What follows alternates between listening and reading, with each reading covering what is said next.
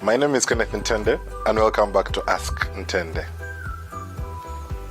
So for today's topic, I'm going to talk about something out of the ordinary. It's how to start a startup.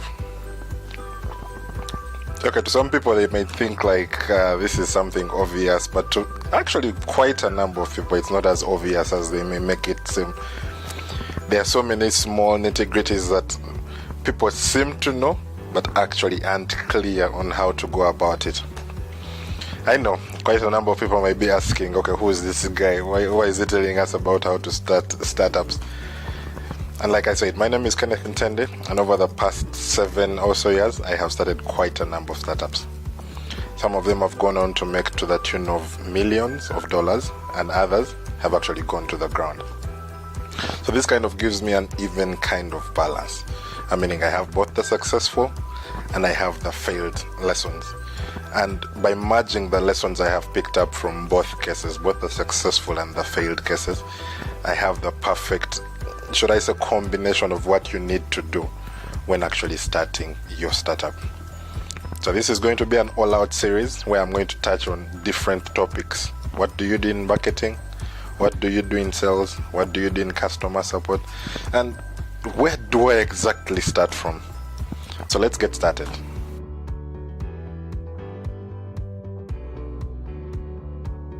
Alright, so to get us started, we'll start from the exact basics. Step number 1 is, of course, come up with the idea and know that, you know what, this is what I want to do. I want to start an e-commerce shop, I want to start a TV station, I want to start a bank. Whatever the case, the process is the same.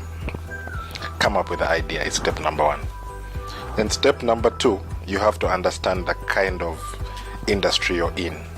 There are some industries which require you to go through the formal process, and there are others that don't necessarily require you to go through the formal process. As an example, if I'm starting a television station, for example, it means before I even start operating, I need a license. Before I get that license, it means I have to be registered, I must have bank accounts, I must have TIN numbers and trading licenses. Those are just some of the basics that you need when you're getting through the formal type.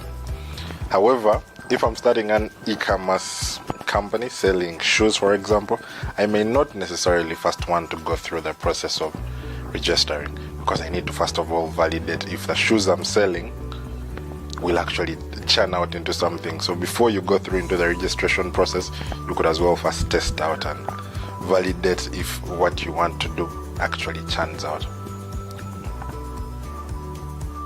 Now for step number 2, just understand, number 1, which kind of category do I fall in? Is it a formal type of company or an informal type of company?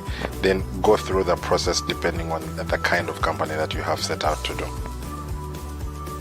And step number 3 is get started. When you're getting started, there are a few basics you need.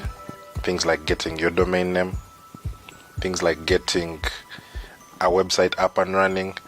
They've become quite fundamental to how we do business on a day-to-day. So get the name out of the way. Know that, you know what, I'm called XY Limited. Get xylimited.com or .org or .net out of the way so that you don't build a brand, then find out afterwards that, first wait, the brand that I was building actually doesn't have a domain name. Those are some of the things that you must prevent. But ideally at the beginning, just step number 1, get the idea. Step number 2, formalize it.